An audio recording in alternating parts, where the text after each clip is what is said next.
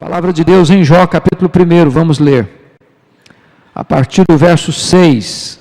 Jó, capítulo 1, a partir do verso 6 ao verso 12.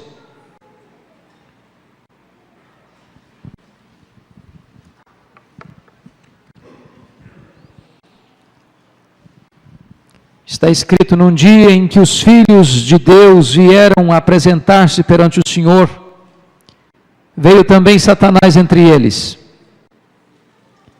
Então perguntou o Senhor a Satanás: de onde vens? Satanás respondeu ao Senhor e disse: de rodear a terra e passear por ela. Perguntou ainda o Senhor a Satanás: observaste o meu servo Jó? Porque ninguém há na terra semelhante a ele, homem íntegro e reto, temente a Deus e que se desvia do mal. Então respondeu Satanás ao Senhor: porventura Jó debalde, inutilmente, teme a Deus? Acaso não o cercaste com sebe, a ele, a sua casa e a tudo quanto tem? A obra de suas mãos abençoaste, os seus bens se multiplicam na terra. Estende, porém, a tua mão e toca-lhe em tudo quanto tem, e verás se não blasfema contra ti na tua face.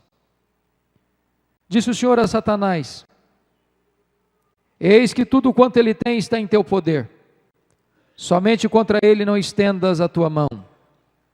E Satanás saiu da presença do Senhor. Capítulo 2, versos de 1 a 6.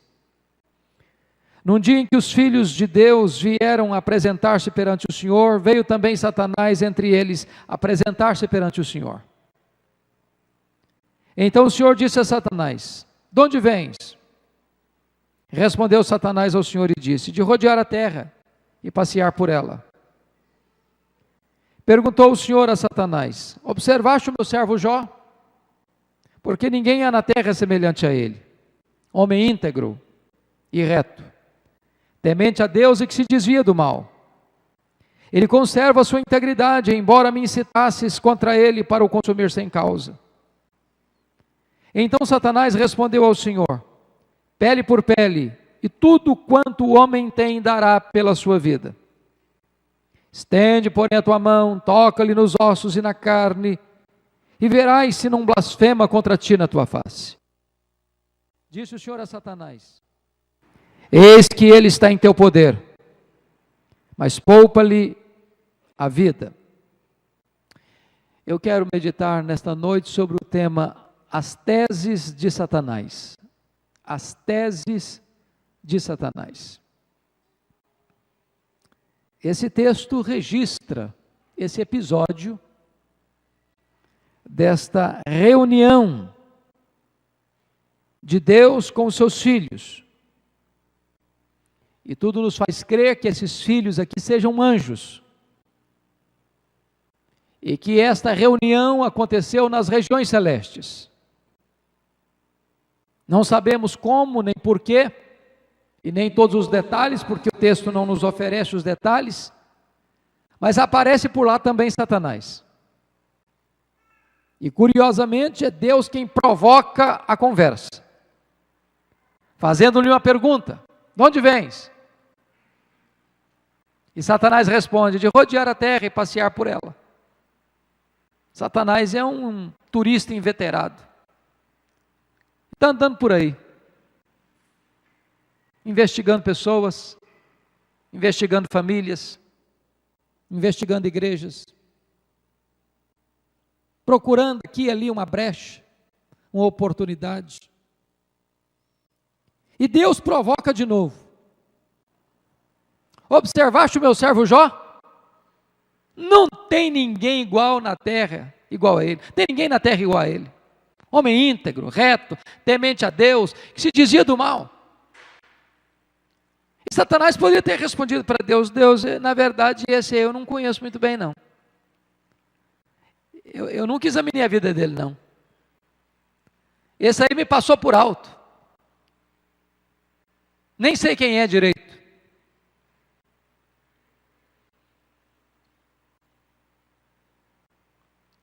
Se você pensa pelo fato de você levar uma vida piedosa que Satanás não está de olho em você, você se engana.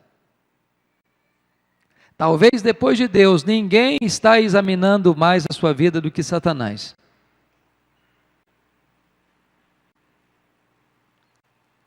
E Satanás respondeu então para Deus: mas também puderas, Deus. Tu cercaste a vida desse homem com a proteção. Tu abençoaste a vida dele. Tu abençoaste a casa dele. Tudo que esse cara põe a mão vira dinheiro. Os bens dele se multiplicam na terra. Desse jeito qualquer um te adora. Satanás está insinuando aqui duas coisas. Primeiro, que Deus precisa subornar as pessoas com bênçãos para ser adorado. E Satanás insinua a segunda coisa, é que as pessoas só adoram a Deus porque são abençoadas por Ele. Esse negócio de adoração, de culto, de devoção, é uma troca, é uma barganha, é um negócio. Deus abençoa e eu adoro.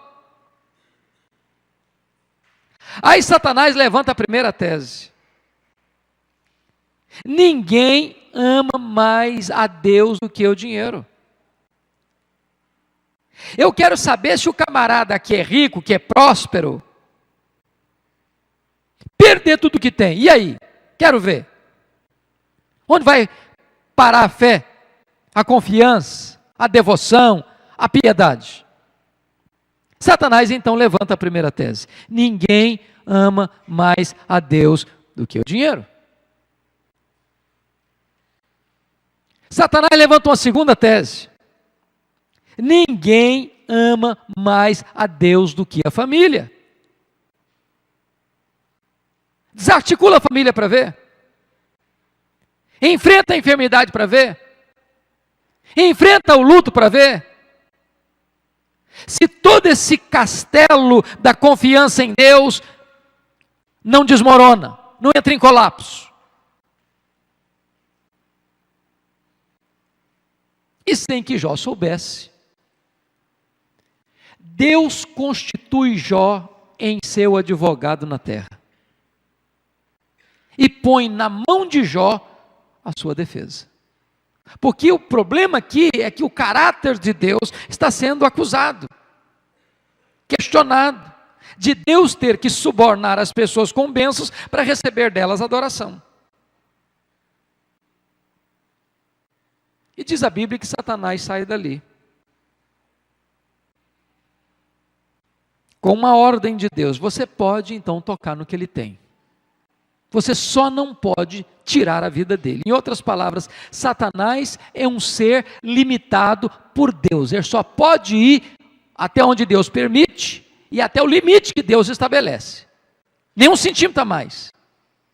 Como dizia Lutero, Satanás é um cachorro na coleira de Deus. Ele só pode ir até onde Deus permite ele ir. E diz o texto que Satanás sai dali, a partir do verso 13, e vai usar os sabeus, vai usar fogo, vai usar os caldeus, para destruir, acabar com tudo que Jó possuía, num único dia. E vale destacar no verso 3 do capítulo 1, que Jó era o maior de todos os homens do Oriente, o cara mais rico da sua época, era o Bill Gates da sua época. E ele vai à falência. E ele decreta bancarrota. E ele entra em colapso. Tudo que ele tem se evapora num único dia. Não foi uma semana, não foi um mês, não foi um processo longo. Não, num único dia, o homem mais rico se torna o mais pobre. Você e eu conhecemos pessoas que, não passando por tragédia tão avassaladora, numa situação dessa, tira sua própria vida. Outros se entregam ao ceticismo. Outros se rebelam contra Deus. A pergunta é: Satanás teria razão? A tese de Satanás poderia ser sustentada? Será que de fato ninguém ama mais a Deus do que o dinheiro? Qual foi a reação de Jó ao ter a notícia de que num único dia ele foi à falência e perdeu tudo que possuía. O versículo 21 do capítulo 1 responde: disse Jó, nu saí do ventre de minha mãe e nu voltarei. O que Jó está dizendo é o seguinte: o que eu granjeei entre o berço e a sepultura não é a essência da minha vida. A vida de um homem não consiste na abundância de bens que ele possui. Jó mantém a sua integridade, conserva a sua fé e não peca contra Deus, mesmo sofrendo o maior de todos os golpes financeiros indo à falência. O verso 22 diz assim: em tudo isso, Jó não pecou, nem atribuiu a Deus falta alguma. A primeira tese de Satanás está reprovada. Jó perdeu tudo e continuou amando a Deus. Agora notem outra coisa. Qual era a segunda tese de Satanás? Ninguém ama mais a Deus do que a família. O que é curioso é que no mesmo dia em que Jó vai à falência, acontece uma outra tragédia. Jó era um pai exemplar, um pai amoroso, um pai intercessor, um pai que criou 10 filhos e mesmo sendo um homem rico, os manteve unidos. Vocês acham que isso é fácil? Vocês acham que isso é automático? Vocês acham que o dinheiro é uma liga agregadora? Esse pai era um homem que na sua agenda tão congestionada de empresário rural, e o maior dos empresários, conseguia encontrar tempo e as primícias do seu tempo para orar pelos filhos, para chamar os filhos, para corrigir os filhos, para levantar sacrifícios em função dos filhos, para examinar se os filhos não estariam pecando no coração contra Deus. Em outras palavras, ele não se preocupa apenas com a reputação dos filhos, mas com a glória de Deus. E agora, nesse mesmo dia da tragédia econômica, Jó recebe uma informação de que os seus 10 filhos, estando na casa do primogênito, sofrem um acidente trágico e todos eles morrem nesse acidente. E Jó precisa levar para o cemitério todos os seus filhos, num único dia. E eu pergunto a você, como é que um pai volta para casa depois de ter enterrado os seus 10 filhos num único dia? Como é que recomeça a vida? Como é que reconstrói seu futuro? Como é que ele apaga essas memórias de dor? Como é que ele caminha dali para frente? Será que Satanás tinha razão na sua tese? Será que de fato um homem não é capaz de amar a Deus mais do que a família? Qual foi a atitude de Jó? Veja o verso 21 ainda. Está escrito assim: o Senhor o deu e o Senhor o tomou, bendito seja o nome do Senhor. Jó reprova a segunda tese de Satanás.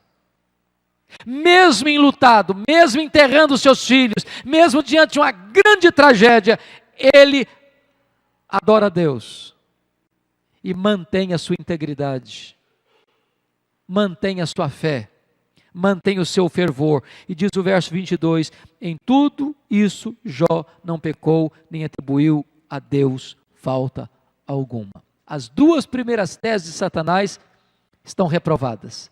Jó ama mais a Deus do que o dinheiro, Jó ama mais a Deus do que a família. Aí diz o texto que acontece uma segunda reunião de Deus com seus filhos, possivelmente os anjos, possivelmente nas regiões celestes. E diz no capítulo 2, que nessa segunda reunião, aparece por lá Satanás. E é Deus quem provoca novamente o assunto. De onde vens? E Satanás responde, de rodear a terra e passear por ela. Satanás está dizendo, eu não mudei minha agenda não. Continuo fazendo o que eu sempre fiz. Vou continuar fazendo a mesma coisa. Estou por aí, estou na área. Estou fazendo turismo aí, estou examinando vidas, estou examinando famílias, estou examinando igrejas, estou procurando uma brecha aqui e acolá, estou por aí. E Deus provoca de novo. Observaste meu servo Jó? Não tem ninguém na terra igual a ele. Homem íntegro, reto, temente a Deus, se desvia do mal. Tu, Satanás, me incitasses sem causa contra ele para o destruir. Mas ele conserva a sua integridade. Deus está dizendo o seguinte: olha, Satanás, as suas primeiras duas teses estão reprovadas. Você está derrotado. Jó provou que alguém pode amar a Deus, não por interesse, não por aquilo que recebe de Deus, não por aquilo que Deus dá, mas por quem Deus é.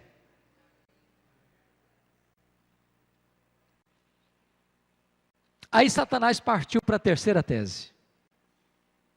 E a terceira tese de Satanás é essa: ninguém ama mais a Deus do que a sua própria vida. Ninguém ama mais a Deus do que a sua própria pele. E Satanás diz para Deus assim: pele por pele, e tudo que o homem tem dará pela sua vida, toca-lhe nos ossos, toca-lhe na carne, e verás se não blasfemo contra ti na tua face. Mais uma vez, sem que Jó soubesse, Deus o constitui em seu advogado na terra. Põe na mão de Jó a sua reputação. E diz o texto que Satanás sai dali com a permissão e com a limitação divina. Pode tocar nos ossos dele, pode tocar na carne dele, mas não pode tirar-lhe a vida. E diz o texto que Satanás sai dali e coloca em Jó tumores malignos, desde a planta dos pés ao alto da cabeça. E eu imagino a cena de Jó de repente começar sentindo uma coceira pelo corpo, a pele esbranquiçada, escamosa, de repente avermelhada, de repente arrebenta feridas, e essas feridas vão se cobrindo de pus, e uma dor terrível, não tem analgésico que dá jeito. E esse homem já falido, e esse homem já enlutado, precisa ir para a cinza e pegar cacos de telha e começar a raspar a sua pele enegrecida e necrosada, e de repente outras bolhas de pus vão se formando, e ele tem que morder nessas bolhas de pus para tentar aliviar a sua dor. A pele fica enegrecida, ele começa a emagrecer, ele fica magérrimo, cadavérico, o mau hálito é insuportável, o mau cheiro é insuportável, a sua mulher não tolera conviver com ele, os seus irmãos têm repugnância dele, as pessoas mais achegadas o desprezam, até as crianças praguejam. E a sua mulher, talvez aderindo à tese de Satanás, não suportando ver o sofrimento do marido, diz: Jó, amaldiçoa esse Deus e morre, comete suicídio, Jó. Deus não merece ser adorado numa dor tão cruel, abandona esse Deus. E diz a Bíblia que Jó responde para ela: tu falas como uma doida, nós temos recebido o bem de Deus, não recebemos também o mal. Está escrito no capítulo 2, versículo 10, na parte B: em tudo isso não pecou Jó com os seus lábios. A terceira tese de Satanás estava derrotada. Jó provou que amava mais a Deus do que a si mesmo. Aí diz a Bíblia que vieram os amigos, 3 amigos, cada um de um lugar diferente, escutando notícias acerca do amigo Jó, que estava passando uma grande tragédia na vida. Cada um saiu da sua própria região, da sua própria cidade, se reuniram e olharam de longe Jó nas cinzas, magérrimo, abatido, chorando, sentindo dores lancinantes. Não o reconheceram, aproximaram-se, pasmos, perplexos, chocados, se assentaram com ele na cinza, e durante uma semana não ousaram sequer abrir a boca, calados, atordoados pela dor avassaladora que vergastava e assolava aquele homem impiedosamente. Se você duvida que eles eram amigos, eu não tenho dúvida de que eram. Você já viu alguma visita desse tipo? Você já viu um amigo, por mais achegado, fazer isso? Se condoer dessa forma? Mas diz a Escritura que eles ficaram tão atordoados com aquela cena, que eles começaram a pensar o seguinte: ninguém sofre desse jeito sem uma causa. E aí começaram a tentar interpretar as razões que levaram Jó àquele sofrimento e àquela tragédia. E eles tornaram-se consoladores molestos. E assacaram contra Jó os mais pesados e levianos libelos acusatórios. Chamaram-no de louco, de blasfemo, de ladrão, de adúltero. Disseram para ele que Deus matara os seus filhos pela sua loucura, de ter explorado os pobres, as viúvas, para se enriquecer. E eles foram esmagando Jó com acusações absolutamente impiedosas. E se uma coisa que Jó não fez na vida, foi sofrer calado, como um estoico, como um masoquista. Não. Ele abriu o bico, ele falou muito, ele se defendeu. E ele questionou a Deus, e ele perguntou: por que, meu Deus? E essa pergunta foi repetida nada menos do que 16 vezes. 16 vezes. Por quê? Por quê? Por quê? Por quê? Ele perguntou: Deus, por que eu não morri no ventre da minha mãe? Deus, por que eu não morri ao nascer? Deus, por que os seios da minha mãe não estavam secos de leite para eu morrer de fome?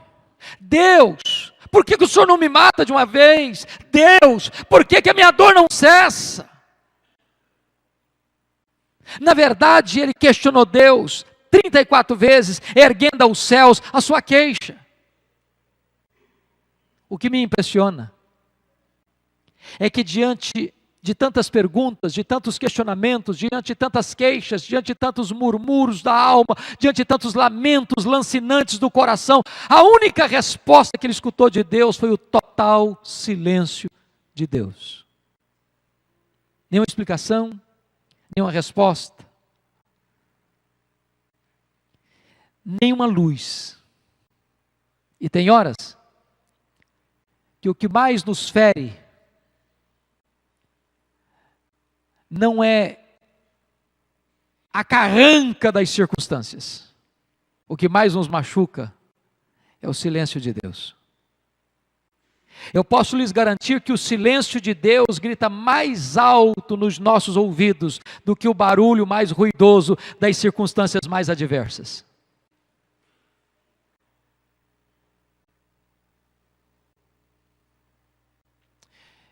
Eu não sei como é que está a sua vida. Eu não sei por aquilo que aflige a sua alma nessa noite. Eu não sei se você está nesse vale da prova. Eu não sei se você vem colhendo perdas como Jó, que perdeu os seus bens, que perdeu os seus filhos, que perdeu a sua saúde, que perdeu o apoio da sua mulher, que perdeu o apoio dos seus amigos. Eu não sei se você está coberto de cinzas, de dores, de lágrimas, de frustrações, de questionamentos sem respostas, de dúvidas sem esclarecimentos. Eu não sei aquilo que perturba o seu coração, a sua mente, a sua alma nesta noite. Talvez como Jó, você tem perguntado para Deus, você tem orado, você tem jejuado, você tem chorado, você tem murmurado, você tem chorado, você tem gemido, você tem sofrido e nenhuma resposta chega.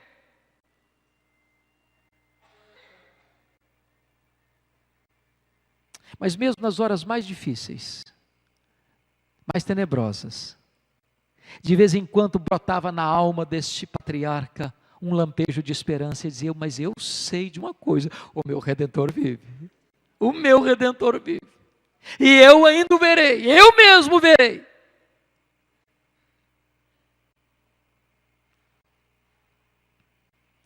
Quando Deus resolveu falar com ele,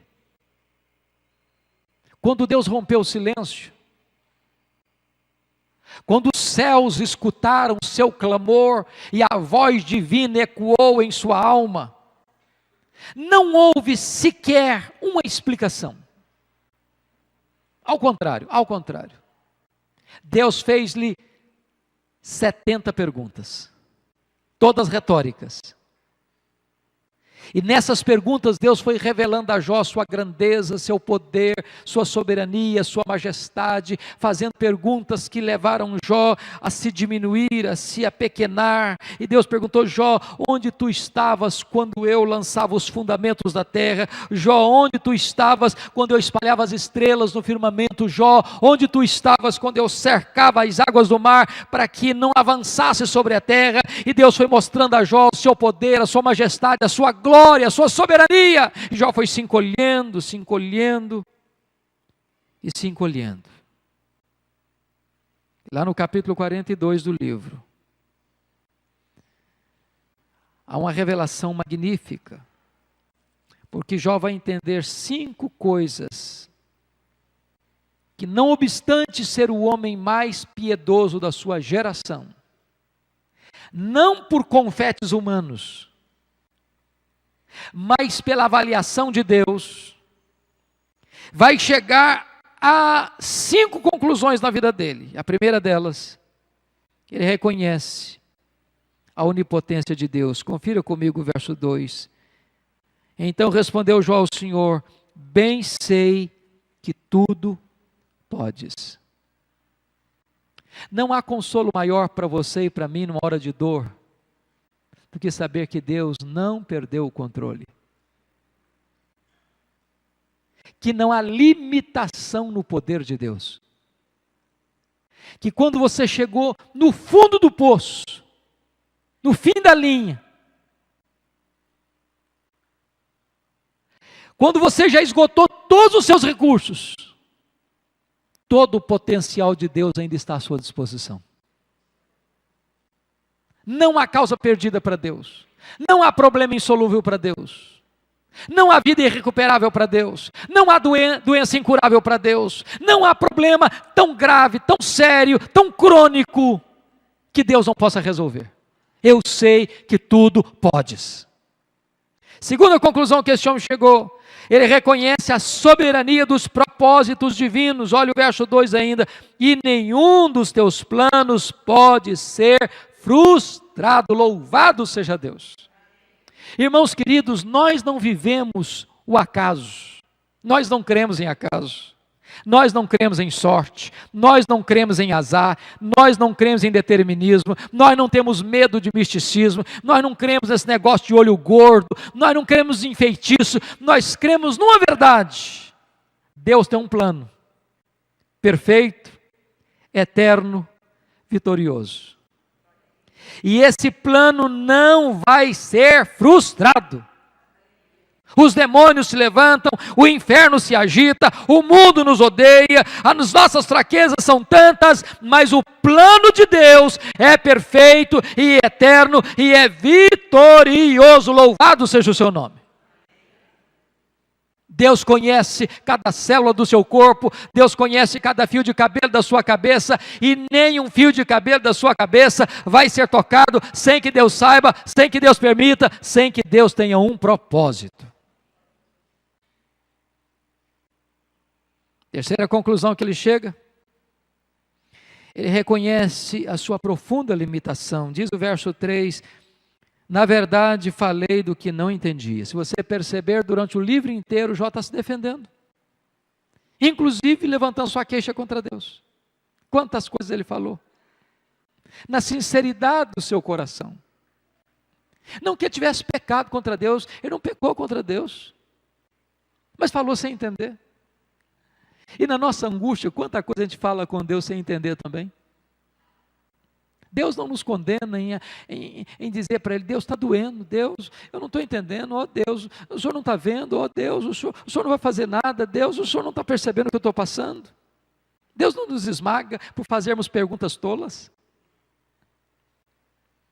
Mas Ele reconhece uma coisa: muita coisa Ele falou sem saber o que estava falando com Deus. Somos limitados, queridos. A gente enxerga muito pouco, a gente conhece muito pouco, a gente entende muito pouco. A gente entende o agora. Deus já tem o último capítulo da sua vida escrito e determinado.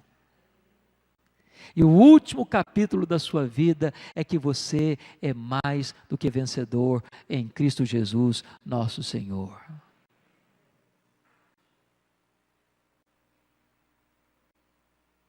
Quarta conclusão que ele chegou. Ele reconheceu seu limitado conhecimento de Deus. Veja comigo o verso 5. Eu te conhecia só de ouvir, mas agora os meus olhos te veem. Sabe o que me impressiona nisso? É que o próprio Deus disse que Jó era o homem singular em toda a terra. Na sua geração, nenhum homem o transcendeu em piedade. Não há ninguém na terra igual a ele. Homem reto, homem íntegro, homem temente a Deus, homem que se desvia do mal.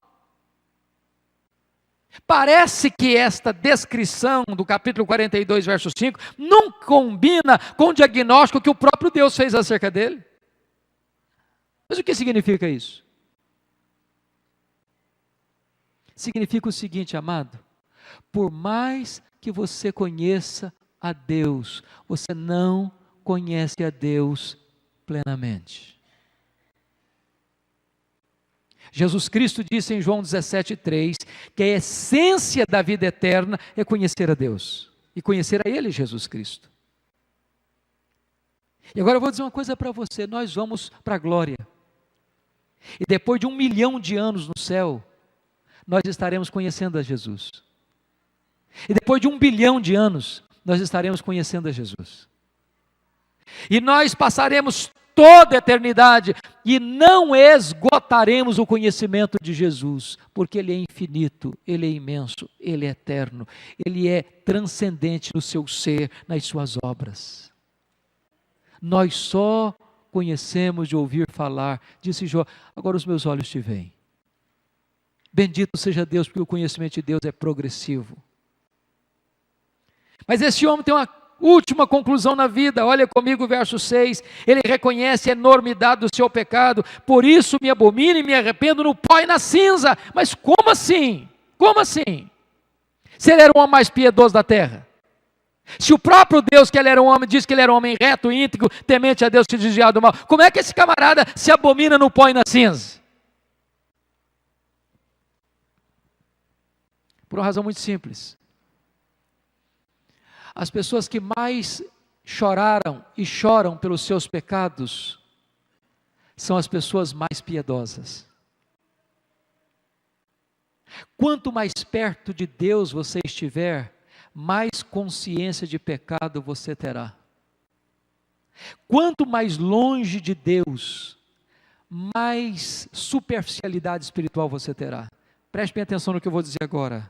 Se você encontrar um crente que sempre está tecendo elogios a si mesmo, saiba de uma coisa: você está diante de um crente carnal e superficial. Porque aquele que conhece a intimidade de Deus se abomina no pó e na cinza. Porque é impossível estar diante do Deus Santo, Santo, Santo, sem dizer: ai de mim, estou perdido. Até os serafins diante dele precisam cobrir o rosto. O que me impressiona é que o livro termina. E Deus não explica para Jó por que ele sofreu. Não explica. Aliás, todas as pessoas envolvidas no enredo deste livro, na trama deste livro, na saga deste livro, não entenderam. Satanás estava errado. Porque Satanás acreditava, ou pelo menos estava levantando e suscitando esse problema, que ninguém ama mais a Deus do que o dinheiro, que ninguém ama mais a Deus do que a família, que ninguém ama mais a Deus do que a si mesmo. E Jó provou o contrário. A mulher de Jó estava errada, porque ela achou que Deus não devia ser adorado no sofrimento.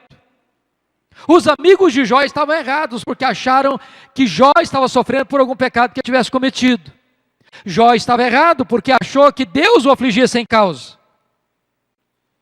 Deus não explica, Deus restaura.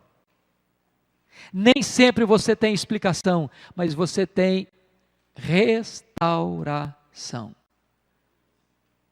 O que me impressiona, confira comigo capítulo 42, versículo 10.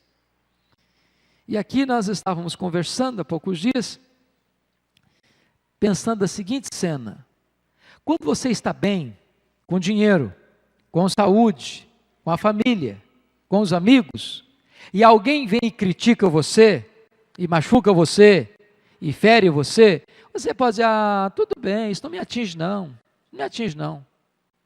Agora pense comigo uma coisa: camarada vai à falência, camarada perde os filhos, camarada perde a saúde, a mulher do cara manda ele morrer, e os amigos o acusam, e pisam, e fazem acusações levianas, chama o cara de ladrão, chama o cara de adúltero, chama o cara de louco. O que vocês acham que está no coração desse homem? Qual é a reação dele? O que tem no coração dele? Qual o sentimento que povoa a alma dele? Mágoa? Ressentimento? Tristeza? Aí sabe o que Deus faz? Durante o tempo todo ele está se defendendo dos seus amigos, defendendo.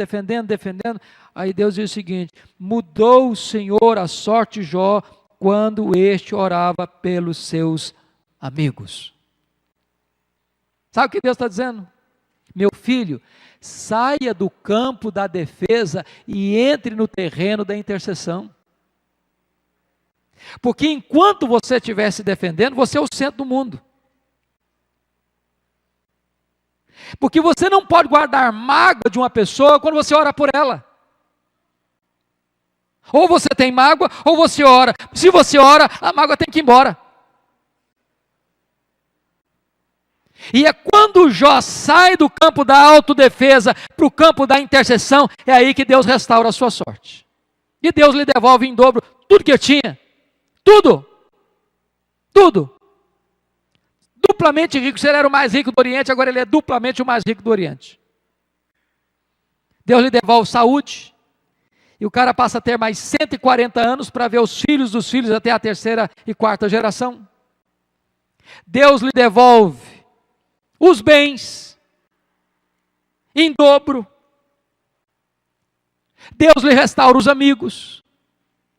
Agora preste bem atenção comigo. Deus restaura o casamento dele. Imagine comigo essa cena. Quando o cara estava na pior, a mulher dele mandou ele morrer. Morre, cara. Morre. Agora está com saúde, está com dinheiro. Eu podia: minha filha, agora você se vira para lá, porque você me mandou morrer quando estava na pior, agora estou numa boa de novo. Deus cura o coração dele. Deus restaura o casamento dele. E diz a Bíblia que agora eles têm mais 10 filhos. E você pode perguntar: não estou entendendo. Se Deus devolveu tudo em dobro e ele tinha 10 filhos antes, ele devia ter 20 agora. Por que ele só tem 10 se Deus devolveu tudo em dobro? É porque quando uma ovelha morre, você perde uma ovelha. Mas quando um filho crente morre, você não perde um filho. Jó tem 10 filhos no céu, Jó tem 10 filhos na terra. Deus restaurou toda a vida dele. Sabe qual era o propósito de Satanás? Botar Jó contra Deus. Qual a única coisa que ele conseguiu? Botar Jó mais perto de Deus. Talvez você esteja olhando para a sua vida hoje não entendendo nada. Parece que tudo está de ponta cabeça. Parece que está tudo pelo avesso. Como Gary Chapman conta, quando era criança, brincando no colo, perto da sua mãe, a mãe fazendo um bordado à mão, e o menino olhou o bordado pelo avesso e disse: mamãe, mas que coisa mais esquisita que o senhor está fazendo? A mãe percebeu o drama do menino, pegou-o no colo, mostrou o bordado pelo lado direito, e diz: vem cá, meu filho, senta aqui no meu colo, eu vou te mostrar o que eu estou fazendo. Quando o menino viu o bordado do lado direito, ficou encantado, havia beleza, havia harmonia. Talvez você esteja olhando para a vida como uma criança olhando o bordado da mãe pelo avesso. Um dia Deus vai sentar você no seu colo e vai mostrar a sua vida de cima para baixo. Você vai entender que Deus sempre esteve trabalhando em seu favor e não contra você. Talvez hoje você não consiga entender o que Deus está fazendo, mas você pode entender Deus. Ele é seu Pai, Ele é soberano e Ele está trabalhando em seu favor. Quando Albert Einstein veio à América, depois do sucesso que ele teve com a teoria da relatividade, uma repórter perguntou para a mulher dele: a senhora compreende a complexa teoria da relatividade pela qual seu marido é tão famoso no mundo? Ela respondeu: não, eu não compreendo a complexa teoria da relatividade pela qual meu marido é tão famoso no mundo, mas eu compreendo o meu marido. Se você não pode entender o que Deus está fazendo, você pode entender Deus. Ele é soberano, Ele é seu Pai, Ele ama você e todas as coisas cooperam para o seu bem.